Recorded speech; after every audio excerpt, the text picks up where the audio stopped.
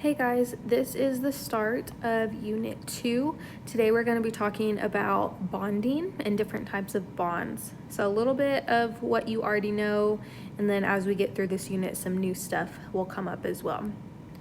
First, to understand bonding, you have to know about valence electrons and also the octet rule.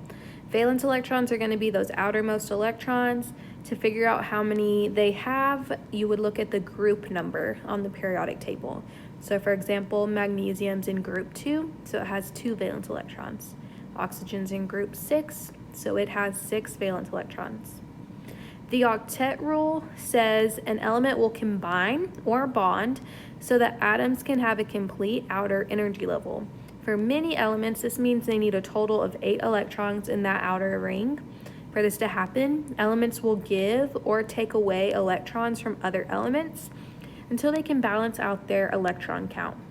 So this is kind of how we make Lewis dot diagrams. So in this picture, I have sodium. The blue dot is its 1 valence electron. It's in group 1 on the periodic table, so it has 1 valence electron. Chlorine has 1, 2, 3, 4, 5, 6, 7 because it's in the 7th group. So sodium really wants to give away its 1 electron so it can become stable. Chlorine really wants to gain 1 more so it can be stable. This is how a bond can form. So we're going to practice some Lewis dot diagrams. You learned this last year, so hopefully this is just review. This is where you need to draw the dots around the symbol until you've used all of the valence electrons. So neon is in group 8. It has 8 valence electrons, so that is what it looks like. Phosphorus and chlorine are our other 2 examples, so I'm going to skip over to my notes so I can do that with you. So I have phosphorus. Phosphorus is in group 5, so it has 5 valence electrons. Remember to draw 1 on each side and then pair them up. So there's phosphorus. Chlorine is in group 7, so it has 7. 1, 2, 3, 4, 5, 6, 7. Okay, so there's chlorine's Lewis dot diagram. There are 3 main types of bonds that some you already know and some we'll learn more about. We have covalent, which is 2 nonmetals. Those are going to share electrons between the 2 atoms. Ionic has a metal and a nonmetal. One of the atoms donates an electron and the other accepts the electron. And then metallic is when you have a sea of electrons, and that's only with metals. So a few important notes about covalent bonds. These are things that you need to know that will be on a test. Covalent bonds will share electrons. It's going to be between nonmetals. Usually it's nonmetals that are close to each other on the periodic table. So maybe like a carbon and oxygen, nitrogen and oxygen. All of those are really close to each other. To indicate sharing of electrons, on a Lewis dot diagram, we circle the electrons that are being shared. So we're going to just jump into some examples here. Let me go back to my notes. So that first example, PCl3. So we want to draw what that looks like. So first of all, I have 1 phosphorus and I have 3 chlorines. So that's how I would draw it. We're going to start with phosphorus, drawing those dots. Remember, I have 5 valence electrons for phosphorus. Chlorine has 7 because it's in group 7.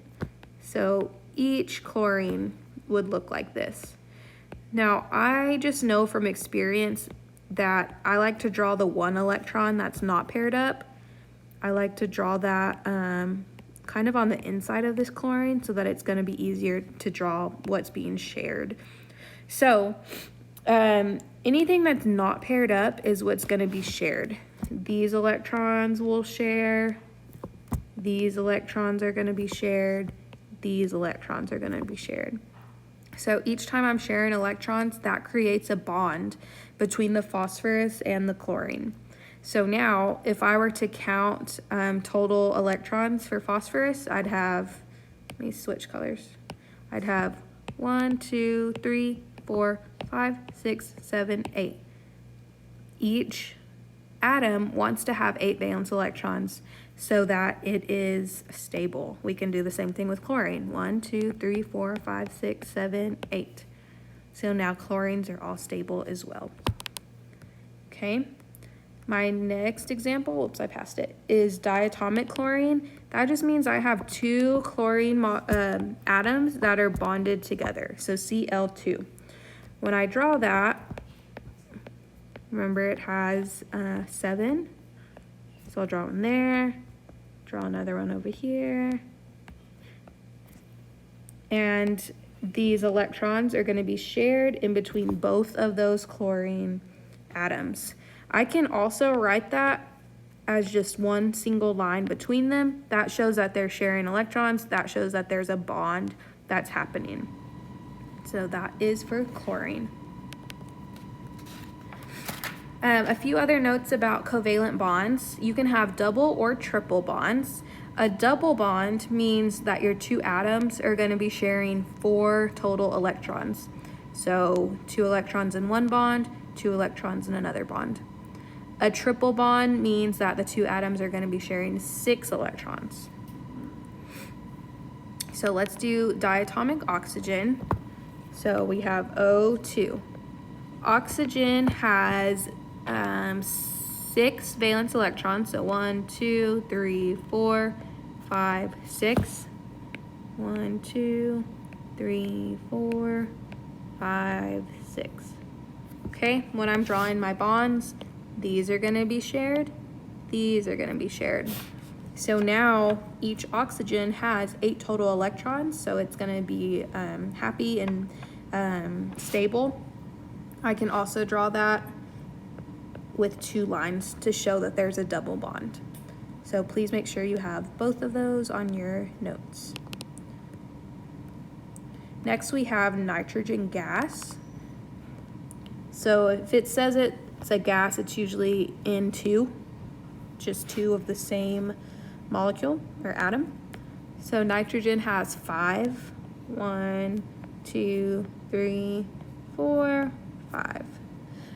For these, it might be easier to draw them on top of each other just because of where the electrons are. So I'm going to draw my other one right here. Oops.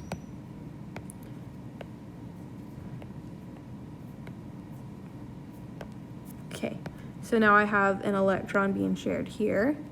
These are being shared. These are being shared. So now each nitrogen has 8 valence electrons. That makes it stable. Since I drew 3 lines, this is an example of a triple bond, and I can draw it like that. Some properties of covalent bonds that you need to know is that they have low melting and low boiling points. These are going to be softer than ionic compounds. They don't conduct electricity. They don't usually dissolve super well in water, and they're going to be more flammable than your ionic compounds. Next, we have ionic bonds. This means that there's a transfer of electrons. So one atom donates, one accepts. It occurs between a metal cation, which is a positive ion, and a non-metal anion, which is a negative. To indicate transferring of electrons, we can draw an arrow to show where the electrons go. So here I have NaCl, salt. I'm going to go back over here. Okay. NaCl. So I'm going to draw my Lewis dot diagrams just like I did a second ago. Sodium has 1, chlorine has 7. So since this is ionic, they're not going to share electrons. What's going to happen is sodium is really wanting to give up its electron so it can be stable. Chlorine really wants to gain one so it can be stable. So it's the perfect little partnership.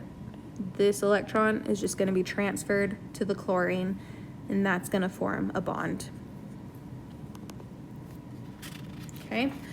Next we have CaO. So I'll write that one, CaO. Ca has 2. Oxygen has 6. I'm actually going to draw my extra ones over here. So same thing. This one really wants to give away its electrons to become stable. Oxygen really wants to gain 2 more to become stable. So it would look like that. Okay. Some properties of ionic bonds. These are going to be much stronger. Oh no, where would we go? Let me bring that back.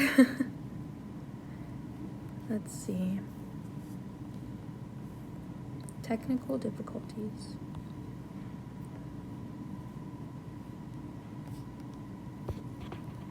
Okay, so these are going to be much stronger bonds. They're a little bit more difficult to break than those covalent bonds. These have high melting points and high boiling points. These are usually hard and brittle, and they're usually salts, oxides, or hydroxides. The ionic bonds form due to the large difference in electronegativity. So chlorine is a lot more electronegative than sodium. As you go towards that right side, that right corner of your periodic table towards fluorine, you increase in electronegativity. So fluorine is the most electronegative element. You guys should have learned that a little bit last year. So that is it for the notes today. You have some guided practice problems to work on. After that, you have a video assignment